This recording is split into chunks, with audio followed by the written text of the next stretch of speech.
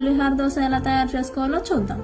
ముందుగా పులిహార కోసం స్టవ్ మీద రైస్ పెట్టుకున్నాను. రైస్ ఉడికేలోపు పులిహార తాలింపు కోసం స్టవ్ మీద ప్యాన్ పెట్టుకుని 3 to 4 టేబుల్ స్పూన్స్ ఆయిల్ వేసి పచ్చిశనగపప్పు, సాయిమినపప్పు, ఆవాలు, ఎండుమిర్చి, కరివేపాకు, కొంచెం పసుపు వేసి కలిపి స్టవ్ ఆఫ్ చేసుకుని పక్కన పెట్టుకోవాలి.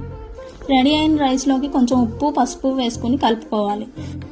ముందుగా ఫ్రై చేసి పెట్టుకున్న తాలింపులు వేసుకుని బాగా కలుపుకోవాలి. పులిహారలో పులుపు కోసం సరిపడా నిమ్మరసం వేసుకుని బాగా మిక్స్ చేసుకోవాలి. అంతే, మన పులిహార రెడీ. చట్నీ కోసం గుళ్ళు, పచ్చిమిరపకాయలు, వెల్లుల్లిపాయలు, జీలకర్ర వేసుకుని వేపుకోవాలి. తర్వాత మిక్సీ తీసుకొని వేపిన శనగపప్పు, గుళ్ళు, కొబ్బరి, ఉప్పు, కొంచెం వాటర్ పోసుకుని గ్రైండ్ చేసుకోవాలి. అంతే, చట్నీ రెడీ.